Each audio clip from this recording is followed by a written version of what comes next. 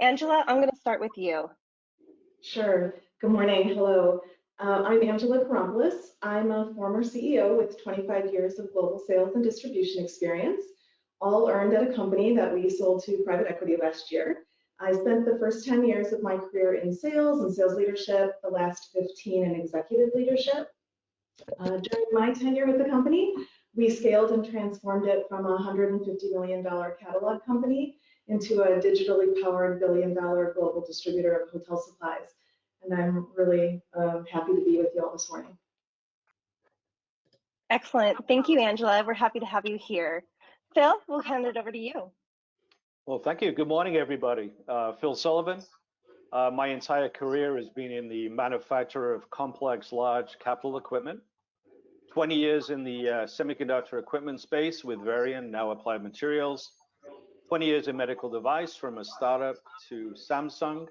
So running large factories to small startup environments, having tens of thousands of components, hundreds of vendors, suppliers, partners scattered all over the globe. So hopefully today, with all the gray hair I have, I can share some of the lessons learned to help you create a process to systematically identify your dependencies in your supply chain and mitigate as much risk as you possibly can in those dependencies. So ultimately create the most resilient supply chain possible. Thank you. Thank you, Phil.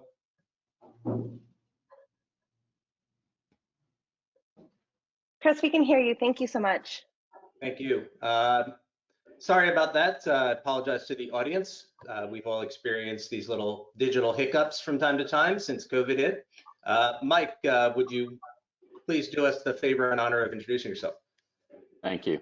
Thank you, Chris. Hi, I'm Mike Markey. I'm a 6-time president, CEO, and I've been running manufacturing companies from about 20 million up to $2 billion.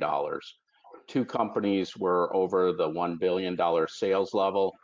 I've also built a fully integrated supply chain for Kohler's Kitchen and Bath Appliances business. And we synchronize not only our internal business, but we also synchronize to the customer and the supplier. So I can bring that expertise to the conversation. Thank you, Chris. Thank you. Francisco? Hello to everybody. My name is Francisco D'Angelo. I've been the past 30 years working for an outsourcing supply chain management company with presence in 13 countries in Latin America, mainly doing contract manufacturing and contract logistics to blue chip companies like Procter & Gamble, Kimberly-Clark, Mondelez, Whirlpool, Colgate, and 3M. So helping them streamline and reduce costs on their supply chain. So happy to share some of those knowledge with you. Well, thank you. And we are extremely fortunate today to have this panel of experts and this diverse expertise very close to the supply chain, very close to distribution, and very close to the source of manufacturing, in fact, where the supply chain begins. And we're going to be taking a little bit of a different tack on this issue of the supply chain. And rather than talk extensively about the causes and attempting to predict when it will be over, we'd like to take a look at some specific angles related to the supply chain, namely labor and the effect that labor is having on companies' ability to manage their supply chains with supply chain professionals and adequate teams. We're going to be talking about supplier relationships and how to better manage those in a period of scarcity and uncertainty. And we will have somewhat of a debate on the tension between the instinct to relocate and onshore operations from Asia and to diversify your supplier base with the perceived wisdom, and in fact, in many cases, the actual wisdom of simplifying your supplier base during situations of uncertainty, and even simplifying your SKU count. So we're going to spend about 10 minutes or so on each of these topics, and then we'll open it up for audience questions of our expert panel. Before that, just to set the stage, I do want to comment a little bit on how rapidly the supply chain situation has evolved. This started, of course, we all remember, it seems like a million years ago, but with the onset of COVID and the shutdown of factories in China and Asia, and also the shutdown of warehousing and distribution facilities in the United States.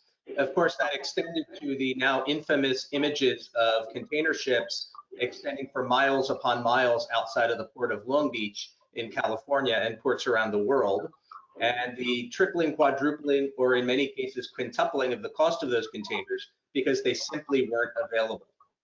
It's now extended into microchips, extended into machinery and all sorts of subcomponents, and it even extended most infamously to baby formula in the recent weeks. So this is clearly a complex issue. It is not expected to stabilize this year, or even if you were to ask Hewlett Packard's CFO, Tarek Robbiati, they don't expect it to stabilize in 2023. The stock market has responded to this as well, and among the 5 most affected stocks on the market, even during this decline, are all impacted and suffering declines because of supply chain issues. Companies such as Johnson Controls that can't get microchips, General Motors, Texas Instruments, Tesla, and NVIDIA are all down significantly in addition to the recent market softness and decline. So with that, I want to move us into the first topic. Amongst all of this uncertainty that we have, it is even more important right now that we not compound that problem by not having the best people in the world on our team to manage our supply chain. And this is specifically when we can least afford to lose the A players on our supply chain, purchasing, and logistics teams that we already have. Ironically, according to ZipRecruiter, the number of job postings for supply chain managers has doubled in the last 2 years. I want to start first with Francisco. What are you seeing as some of the causes and sources of this phenomenon? We can call it a labor shortage and at the same time a doubling of postings for supply chain managers. Yeah, it's a lot of pressure for supply chain managers nowadays, and most of that pressure is boiling to people just resigning because they don't want to hang up in these companies that are pressuring a lot, you know, to solve these supply chain problems. So I think that it's going to be better if we try to hold to them. The pressure is going to be there all the time. Supply chain is a really resilient function within the company, and we need resilient people also as resilient supply chains. We need to start focusing on the team that they're handling the supply chain. And one of the things that is critical is to have a supply chain integrator. Some companies, they start to have a purchasing manager from one side reporting to finance. We have a manufacturing guy reporting to operations, and logistics reporting to customer service, you know, or sales. So we need somebody that could integrate the whole supply chain into one role. You know, that the supply chain manager should be handling from procurement, manufacturing, and logistics. You know, that's one of the issues that we need to integrate into one role. You know? That's very interesting. So spread the load a bit and allow there to be a little bit less breakdown in communication, so it doesn't wear on your employees as much. Is what I heard from you. Mike, you have something to add? To add to Francisco's comment, I think the supply chain role is a critical role in the business, and it should sit at the executive table. And really, the best companies do that. It's not buried down into the organization, and it's not broken up into purchasing and warehousing and logistics.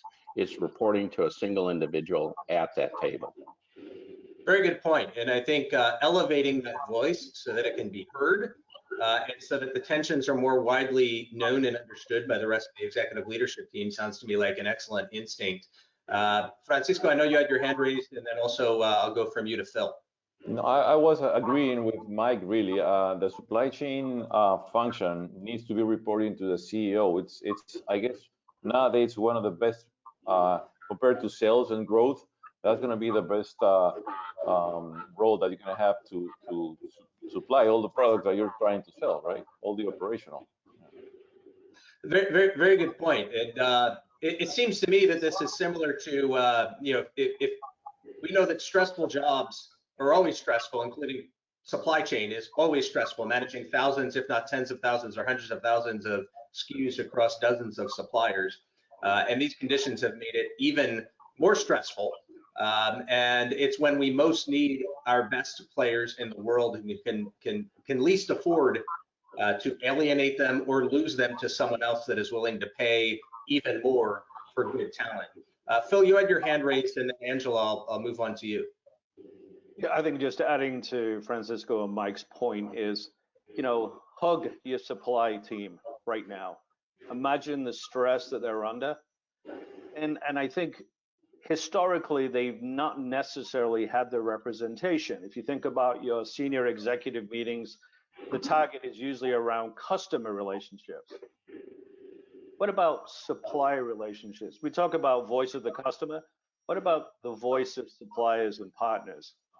So I think to retain these critical people, they need to see the support from the company. They need to see that mind shift that, yes, supply chain is important. You are an important part of the company, and give them the support they need to be successful is key. Fantastic. And there's a little bit of background noise, so I'll ask the panelists, if you're not directly speaking, to go on mute, so that the feedback doesn't build. Angela, would you like to add on to that? Yeah, I would just say supply chain is a super important function, but not unlike the rest of the really important functions within our workforce. Employers need to be a great place to work. You have to have great leadership. You have to have clearly defined goals and metrics for your associates. Have a plan for advancement for them, especially right now in supply chain or analytics. Be flexible with the things you can be, like vacation time or work from home or other benefits that are really meaningful to the workforce of your particular company. And so Angela, you transformed a $100 million catalog-based distribution company into a $1 billion tech-enabled distribution company when times were good. And I'm sure they weren't always good and always smooth. And you probably were thrown your fair share of left hooks every day like everybody else running a business. But you did it when times were, let's call it, relatively stable. What were some of those best practices for managing just the normal turbulence you'd expect when you grow your company by orders of that magnitude? What were some of the best practices to control that normal turbulence, let alone the giant turbulence we're feeling today? Number one, number two, and number three are all communicate, communicate, communicate. So making sure that all along the way, your team, your leadership team, everyone is aligned and understanding of where you're going, why you're moving there, how you're going to get there. We always used to say, expect the unexpected. Get comfortable with change because it's going to be constant. And I don't think today is any different than it had been in the past. Change is coming. It's always here. I heard once someone say that business has never moved this fast before, and it'll never be this slow again. And I love that saying because things are going to continue to evolve. We're going to have to adapt. We're going to have to be agile. We're going to have to be creative in the way we solve problems. Boy, what a great saying. And it does strike me that we have positions in our companies that are the focal point of complaints, right? And they joke amongst themselves that they work in the complaint department. Customer service is one of those departments. Certainly supply chain is. And the natural human instinct in these situations is, won't somebody just do something? And right now, it does seem that that's being directed at our supply chain and purchasing departments, of course. So the communicate, communicate, communicate mantra, I think, is very wise. Having the entire company understand these are the things we're doing to manage this period of uncertainty as well as we can, as effectively as we can, It is not for lack of trying, lack of effort, lack of creative thinking and initiatives that we are suffering these problems. You're effectively laying down cover for your supply chain team to hopefully bear some of the brunt of that tension and those complaints that will come at them from customers, suppliers, sales, accounting, operations, and whatever we can do to blunt that, I think, is one way that we can keep our great employees from looking elsewhere. I want to flip the script on this, though, just slightly, and perhaps a somewhat provocative question. Many companies are going into the supply chain pinch, let's call it, having had people that were B or C players on top of their supply chain when times were stable. And we all have had people in our companies whose mediocre performance we have tolerated for some period of time. And most CEOs will identify it as one of their key mistakes to continue to tolerate that lack of complete competency, let's say. Going into supply chain crisis, it certainly makes it even less pleasant to consider the notion of letting go of your head of supply chain or any people in your supply chain or purchasing team who might be weighing down the team in terms of effectiveness. And yet, during this time when it is truly toughest, isn't it the best time to upgrade your team? When we just talked about how hard it is to find good talent, it's hard to keep good talent. Should we be weighing that team down with bad talent when things are already quite tough? Anyone have an opinion on that? What a surprise, we have opinions. Francisco. And you're probably still on mute, Francisco. Okay, bringing on your comment and on Phil, about the suppliers. One of the things that we need to train our people, supply chain people, is how to negotiate better contracts with suppliers. Looking for that win-win situation. How do we share the profits on improved projects? How do we share the risks? We need to start treating suppliers as partners, not as vendors. Not somebody that we buy things and they deliver things, but how do they enhance our company, our products, our supply chain? So I will go there and train the supply chain team on how to negotiate better relationships with suppliers. A point well taken for sure. But on this specific point, let's say you had someone that was not so skilled in supplier relations, and right now supplier relations are among the most valuable traits that you can have on someone senior on that team, or frankly, anyone in a run-of-the-mill job on that team in a large enough company.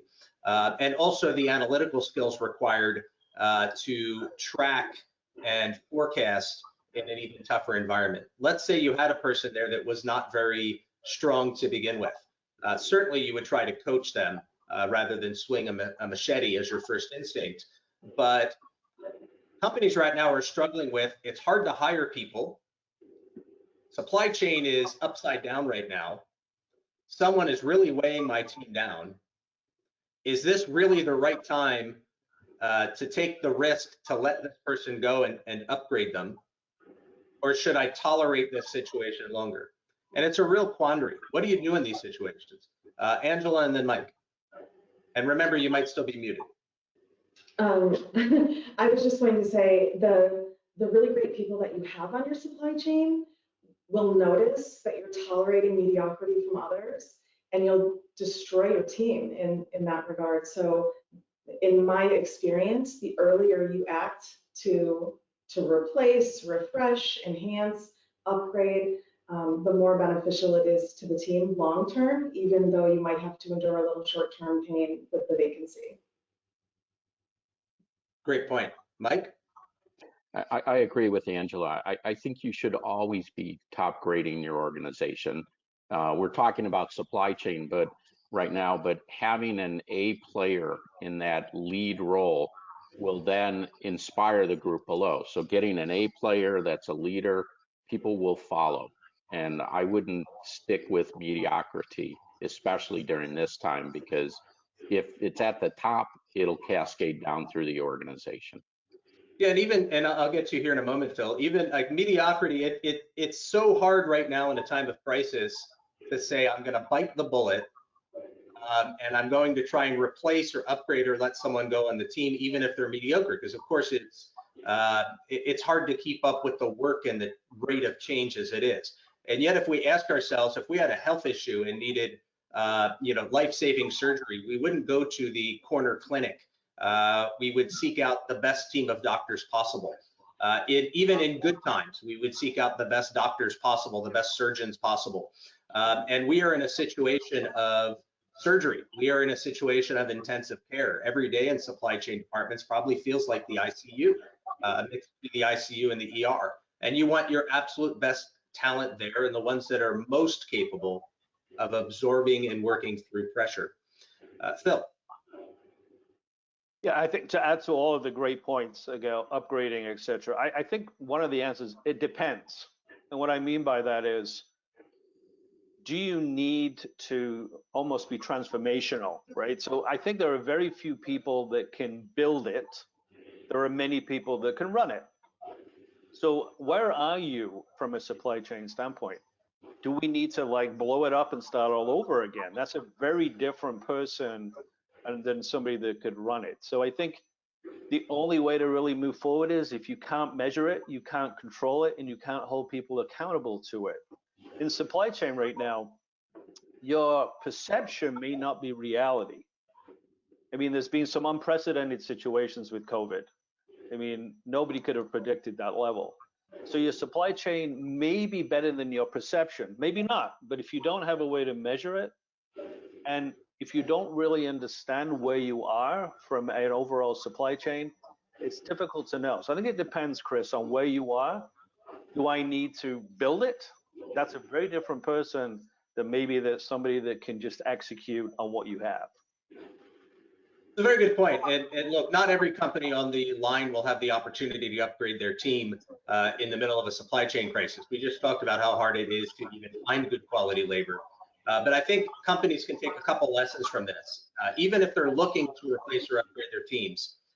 This is a moment where measuring more than you've ever measured before, publishing dashboards and increasing your visibility even more than you ever did before, increasing the number of touch points and follow-ups and updates more than you ever did before, and putting in a true culture of accountability in the supply chain and purchasing team, and putting in the healthy rhythms, the healthy business rhythms and check-ins that allow you to have a better handle on your supply chain team, quite frankly, even if you don't entirely understand it. Not every CEO understands their supply chain. In fact, I would dare say that most don't, and just have a healthy working understanding of it. And this requires that we as business leaders increase our number of touch points and increase the amount of accountability and bring in people that can help us ask the right questions to be able to hold our teams accountable and to support our teams in the way they need to be supported. Let's move on to a different topic. I've really appreciated your insights on this. In terms of supplier relationships, what are some of the best practices right now to circle the wagons around your best suppliers? Everyone is angling for that extra container or that extra, even crate or pallet of merchandise. What are some of the best practices to make sure that your suppliers think of you first, or among the first that they think of? And what are the best practices to make sure that they communicate with you clearly? Start with you, Francisco. Definitely communication within the suppliers. Give them the information on how demand is going on your product, so they can source manufacturing and raw materials all the way to the first or second tiers of suppliers. Information flowing rapidly and not like 2 or 3 months after that. That's going to be the best thing that we can do with suppliers, so they can have product and raw materials in order for our demand. I would say that the mother of all metrics in supply chain is going to be the forecasting error. The bigger the error, the complicated of the supply chain, you know. So if we work on the demand side with forecasting error to trying to minimize that, and that information pass it out to the suppliers, that's going to be one of the best benchmark that we can do. Point well taken. Mike? Just a couple of things. I think for your top suppliers, those relationships need to be made at the president level. So I'm a believer that both with your top customers and your top suppliers, you as a president or CEO need to have that relationship because it's that critical. So that's number one. And then number two, it goes with Francisco's, it's communication.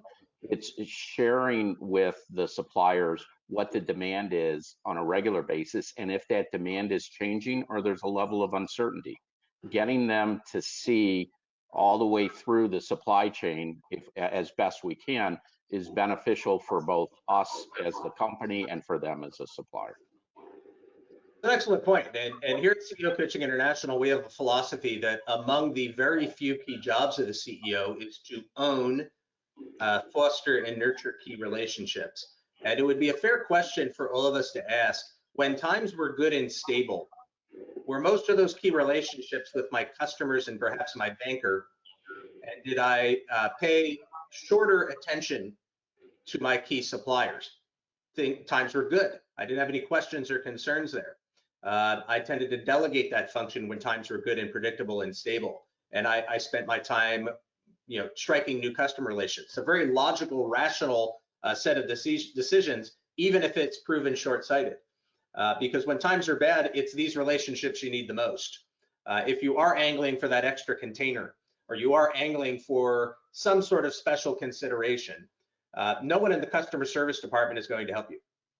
Right? They're getting dozens of calls a day. Is there anything you can do? There is nothing the customer service representative or even manager can do to get you an extra container. They don't have the authority. Being able to pick up the phone and having had that relationship with the president or whoever the chief executive is of your key suppliers is so critical. And some of the things we may want to think about coming out of this out of the webinar and then out of the pandemic is, what are my never again moments? Right? This woke me up. The supply chain pinch woke me up. Perhaps it woke me up to the fact that my supply chain team wasn't as strong as it needed to be.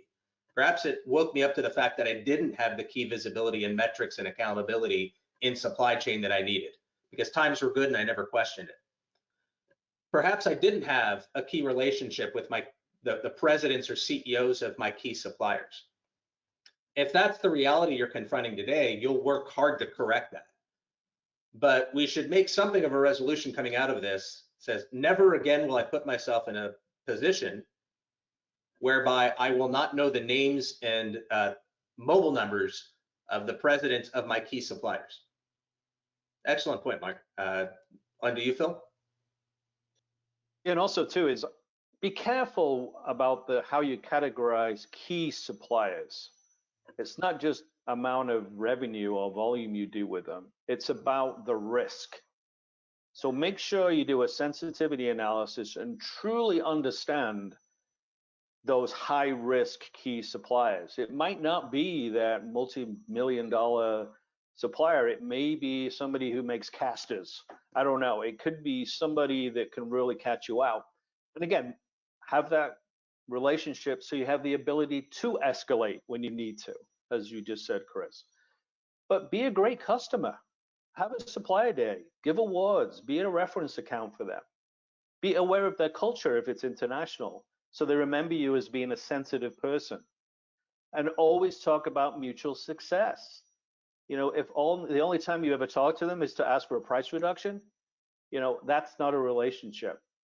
So make sure you really understand who your key suppliers are for risk, not necessarily dollars. Such great advice, Phil. And there's a very famous book in the business world and the manufacturing world called The Goal by Eli Goldratt, which, if our audience has not read it, I recommend you pick it up right away and read it. And it talks about bottlenecks in manufacturing, and they apply absolutely to the supply chain as well. And that no chain is stronger than its weakest link. And we've all heard that cliche before, but when we apply it to the supply chain, that weakest link might be your ability to get a certain size screw to be able to complete the bookcase that you ship to customers ready to assemble. And if you can't get that smallest item that, to your point, Phil, might not be the highest revenue item that you buy, but it is common in frequency, or it's just so critical there's only one of these screws in the whole bookcase, but the bookcase does not come together without it. One of the never again moments perhaps would be, I will never again tolerate not having mapped out my production line and my supply chain so that I fail to understand what my critical components are and how strong our supplier relation, how resilient and flexible at the same time our supplier relationships are for those critical components. Angela, I saw that you had your hand raised. Yeah, I just wanted to agree with Mike and Phil on the relationship perspective. So being a distributor, we had to be rather agnostic to some of the supply selection that the customers were making, but we still had to work really hard to be the distributor of choice to some really critical suppliers. And so how did we go about being that customer of choice, that distributor of choice for those manufacturers? And we did just what you said. We did annual top to tops, quarterly business reviews. We did sales. We gave the manufacturers access to our sales and national account teams so that we could go on joint customer calls together. So selling together, being an extension of the manufacturer's sales force. I just thought it was really important to echo what you all had said about being in a position to have a mutually beneficial relationship with the supplier community. Yeah, it's such a key point. I mean, asking a simple question, establish that relationship and understanding what could make you a better customer for your supplier doesn't mean you have to do it, frankly, right? If they say, well, pay me 3 times more, of course that would make you a better customer. You don't have to do what they say, but understanding how they perceive and value their customers and determining how you can meet them on a point that is very important to them and very valuable to them is something that we all need to understand. Phil and then Mike. Yeah, and to add to that point, one of the things that I would strongly recommend is, are you measuring your supplier's performance, right? Do you have a supplier rating system? So when you have these meetings like Angela talked about, you can actually share your experience with them, and typically, I hate to say this, the suppliers that have let me down usually have a history of letting me down. So if you have a supplier rating system, it's a very powerful tool to have someone to talk about at those meetings, to make them better, to satisfy you, because CEOs might not understand that they have an on-time delivery issue. You might need to tell them. But my gray hairs, a supplier that has bad supplier ratings will always let you down. Be aware of it. Excellent point, Mike. I have 2 points I wanted to make. One's very tactical, but my best suppliers or my most critical suppliers are the ones I pay first and always on time and take cash discounts. It may seem minor, but not all suppliers are as big as you are. And some of those may be mom and pops, but they're small businesses and they get cash squeezed. Getting that relationship with them and understanding that's important. I have in the past with small critical suppliers funded some of their inventory, got them it built a very deep relationship, but it didn't have them shortchange me.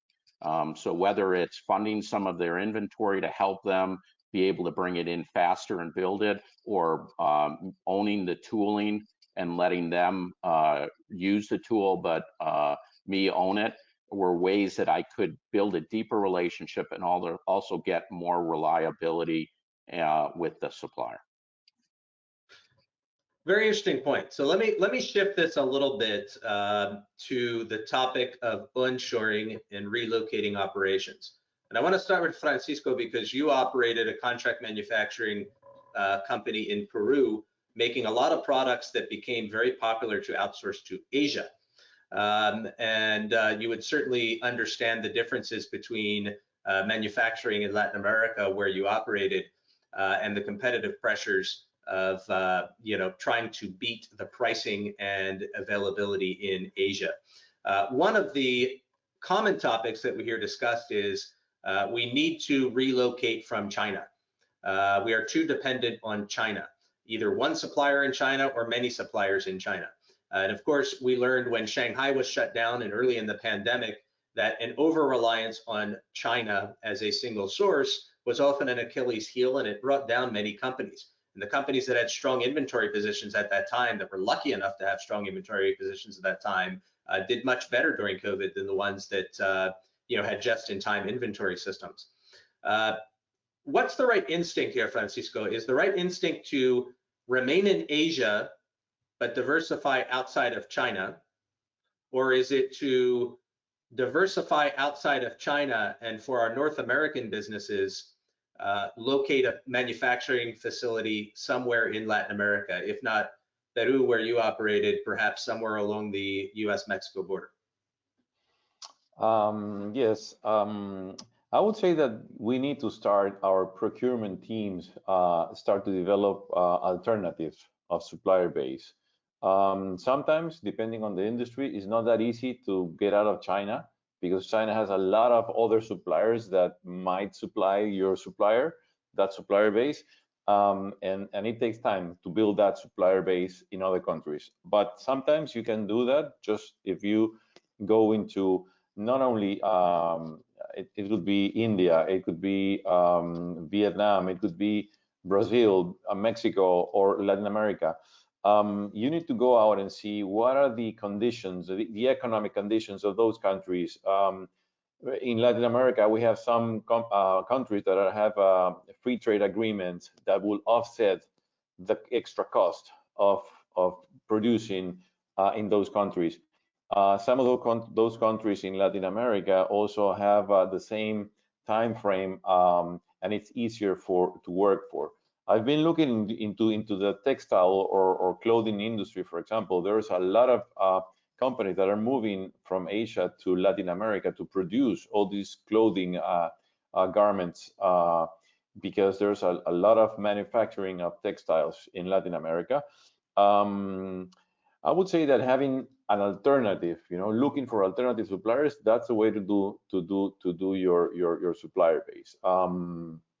Definitely have at least one or maybe two sources besides China, and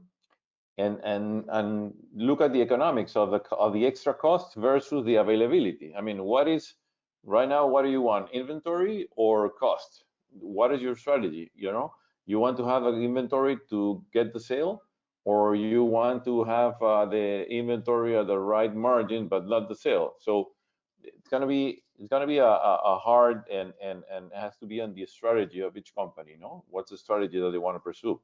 Makes sense. And Francisco, before I get to Phil and Mike here, you used the example of an apparel or textile business.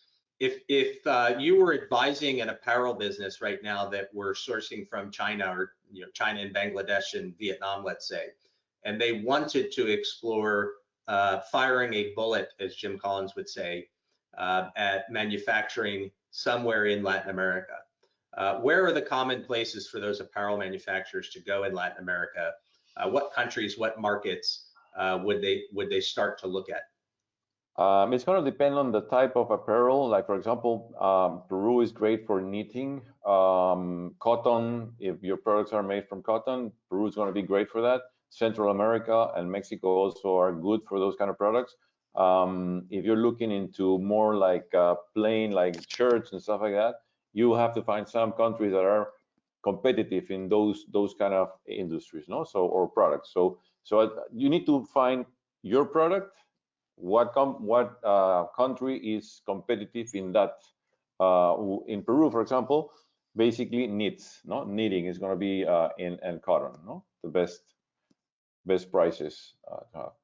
Makes sense. I'll go to Phil, then Mike, then Angela. I just saw that you raised your hand as well.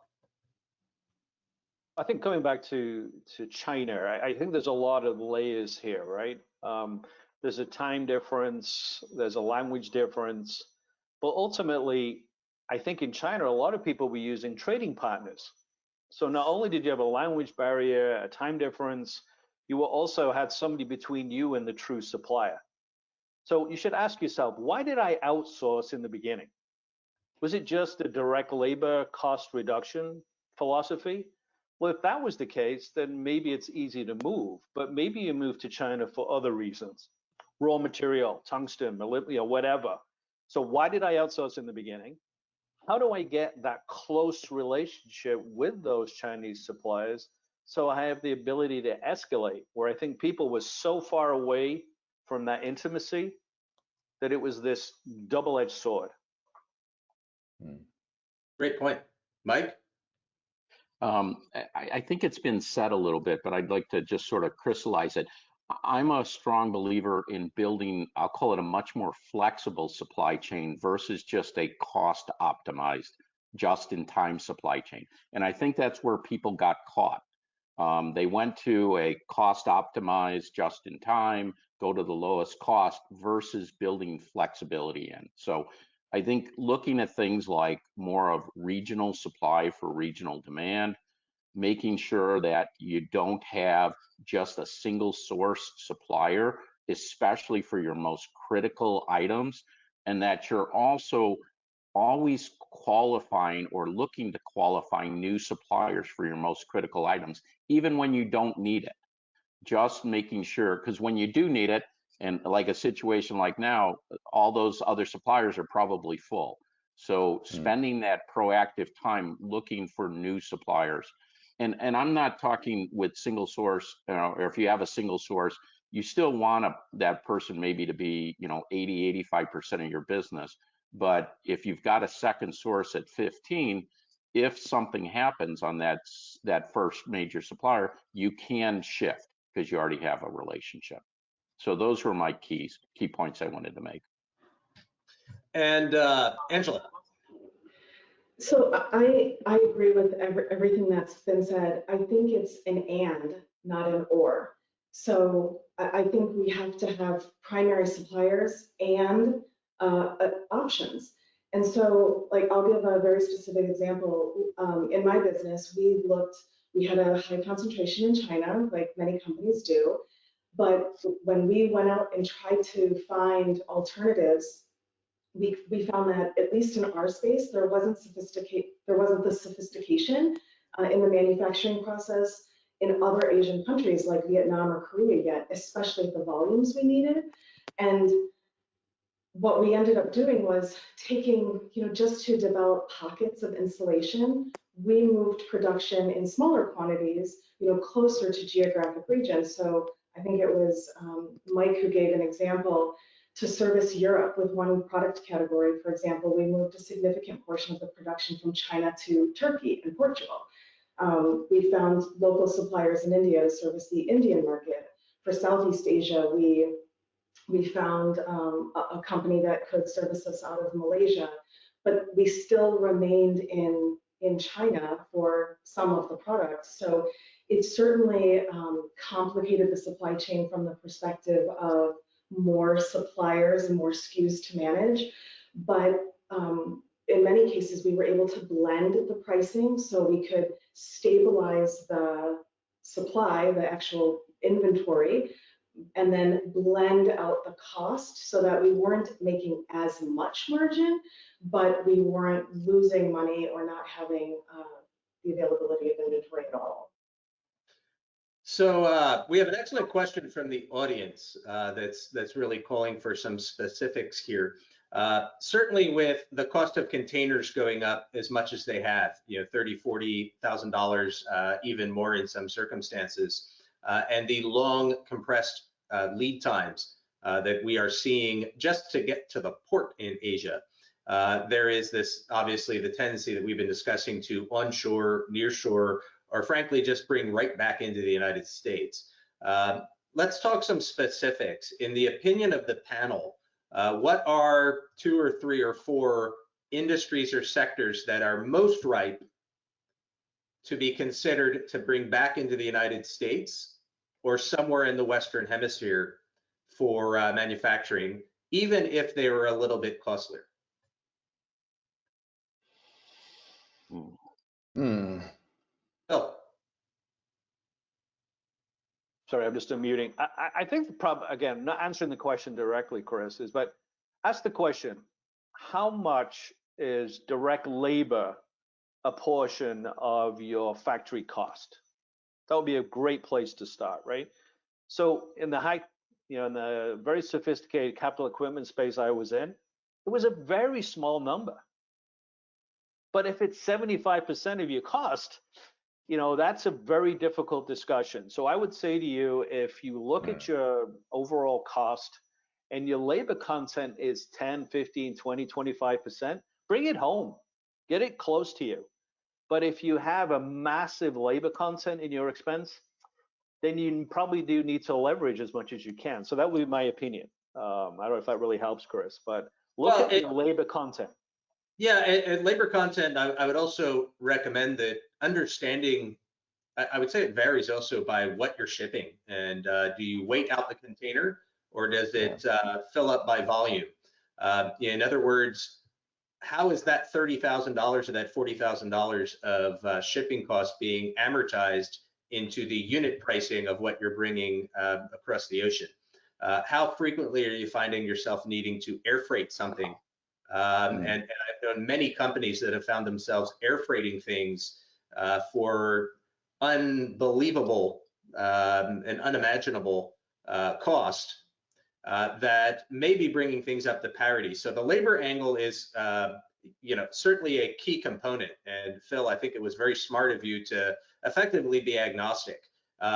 Any industry or any subcomponent with a low labor fraction of the cost is a candidate for automation here in the United States or perhaps somewhere in the Western Hemisphere.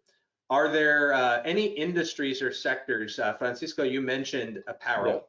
Are there any others? You have experience also, Francisco, in cosmetics, and there certainly is a lot of experience around this table in ingredients of all sorts, be they food or cosmetics. What are some of those industries and sectors that we should consider bringing closer to home?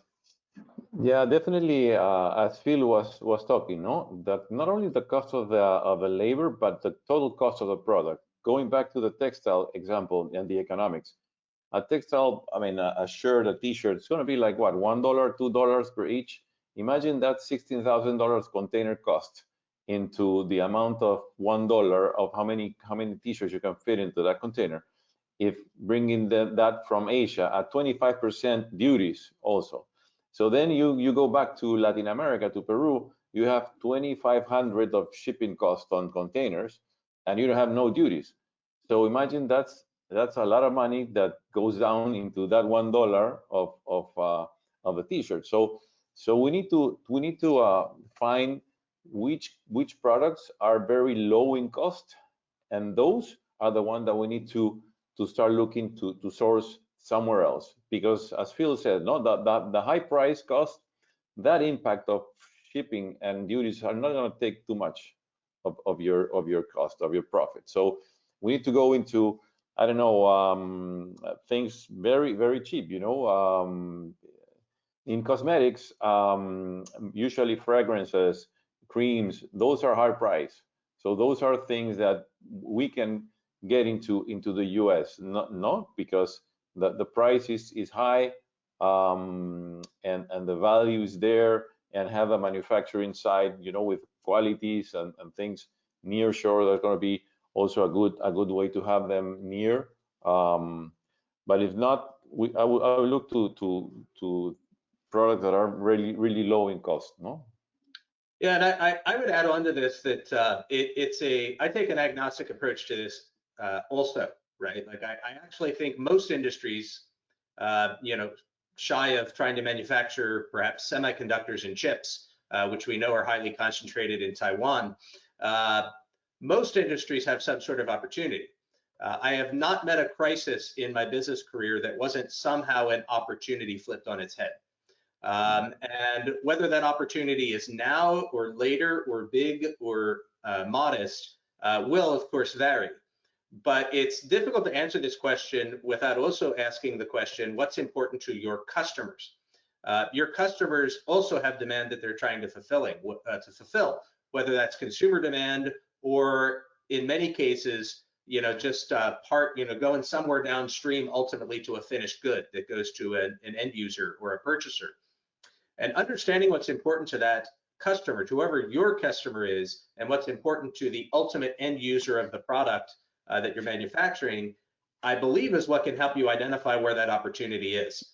And do you have customers who would be willing to pay more for to be able to maintain their just-in-time inventory model to some degree? Would they be willing to pay more for a little bit of advantage in terms of lead time and product availability? Would they be willing to pay a little bit more just to remove the uncertainty, right? Like it's there when I need it.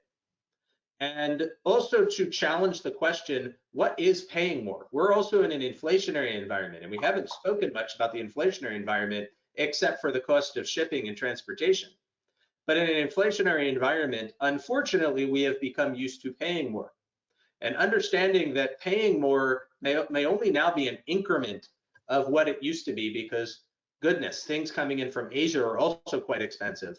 I think it requires all of us to get closer to our customers, not look for opportunities to charge them more, but look for opportunities to understand what is truly important right now. And how can I partner with you to help ease your pain? And use that as an opportunity to identify, where can I short circuit the supply chain? What advantage exists in having a shorter, tighter, more predictable supply chain, even if it's a little bit more expensive? How can I pass that along? And also, I would encourage all of our CEOs and business leaders on this call to really use this as an opportunity to revisit and question the assumptions behind their sales strategy. We all have built growth strategies based upon the premise of our growth is going to come from here. The supply chain pinch and the inflationary environment have called some of those assumptions into question. We can't always upend that. Sometimes we're stuck and we're just going to have to play a tighter ground game when it comes to supply chain and managing costs. Other times we beat our heads against the wall because we keep trying to play the old rules of the game.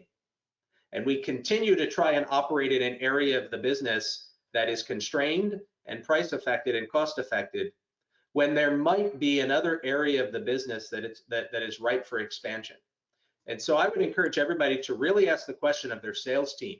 And when they go into their mid-year strategy, and ideally you're having strategic conversations once a quarter, and ask the disruptive and the provocative questions. What is our sales strategy premised upon? And is there an opportunity to grow in another area that isn't as constrained? I can almost guarantee there is some opportunity. During good times, just like we didn't question who was on our team, and we didn't question what's the name of the president of my key supplier, because you didn't have to. In good times, we also didn't question what the assumptions were behind our sales strategy and our growth plan. This is an invitation to do that. What I'd like to do is bring us into wrap-up mode. We have about 5 minutes left in our scheduled time today. And I'd like to invite everybody around our panel to share maybe 30 seconds, kind of a key words of wisdom and a key takeaway that our audience can act upon at the conclusion of this call. I'm going to start with you, Mike. Probably my summation would be the importance of really elevating your supply chain at the executive table in your organization, making sure you're building a flexible supply chain, not just a cost optimized one, and then looking to build it very strongly integrated. So taking all the functions, procurement, warehouse and shipping, order, ship, bill, materials management, your daily and your master planners, having them all under one leader, one A-play leader is, to me, the right approach. Terrific advice. Bill? Yeah, everything that Mike said, but I think the devil is in the details when it comes to supply chain. Like you mentioned, the screw when you're building your cabinet, right? So really understand, embrace it, embrace your supply chain. How many suppliers do you have? How many sole source suppliers do you have? Your supplier rating system, how many suppliers are below 97% or whatever the number is? Lead times, how many suppliers do you have with a greater than 6-month lead time? Are you using any exotic materials around the world? Do your suppliers own specific IP that you use? Once you understand those dependencies, you know where to focus. Francisco. I would like always to go back to the triple supply chain, AAA supply chain, agile, ready to respond to short-term changes, adaptable, adjust to design and structure and change, and aligned, incentives for all the suppliers within the supply chain. So I will just try to manage your supply chain with all AAA. Going back to basics, there's always an instinct to what are the hidden questions that the smart people are asking, and sometimes the hidden questions are the obvious questions, the back to basics questions that cause you to revisit the foundation that you built your company on. Correct, Angela? I would summarize by saying now is the time to think differently. We talked about strengthening strategic partnerships with customers and suppliers. Maybe forge an unlikely partnership with a company in an adjacent market or industry. You could join a group purchasing organization to control costs. You could ask your suppliers who their other customers are, or your customers who their other key suppliers are. Maybe it would lead to things like container shipment sharing or DC space sharing or new verticals for you to sell your product to. You could work with the customers to rationalize your SKU assortment to simplify the supply chain. The goal being is, think differently so that you can minimize the risk, the waste, the expense, all the things that Francisco, Mike, and Philip talked about, and optimize probability of success and profitability. Excellent words. And I would cap this off by saying, don't allow the river to carry you downstream. We can all swim, we can get a boat. There are ways that we can deal with these currents. And I would second Angela's suggestion to ask provocative questions. My advice would be question everything. Don't allow yourself to be controlled by assumptions that you once held that were probably very smart and rational assumptions that your sales department is telling you are the only assumptions, or even assumptions that anyone, supply chain, anyone in operations is using to operate. Now is the time to challenge those assumptions. The ones that challenge those assumptions fire bullets at answering those questions and find the opportunity amongst all of this turbulence are the ones that are going to come out ahead. They were the ones that came out ahead in COVID.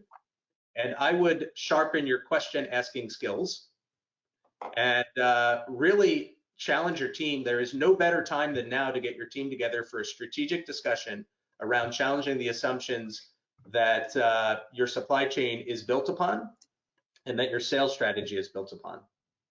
And if anyone on this call or anyone viewing this webcast would like to unpack questions like that or get the advice of a seasoned expert, such as the 4 members that we have on our panel today, or any of the other 60 experts that we have on CEO Coaching International's team, there is a link in your chat box, and there will be a link in any social media posting of this webinar that will allow you to get in touch with us for a courtesy exploration of these issues by one of our experts who are all former presidents and CEOs who have walked in your shoes and have managed complex businesses like you.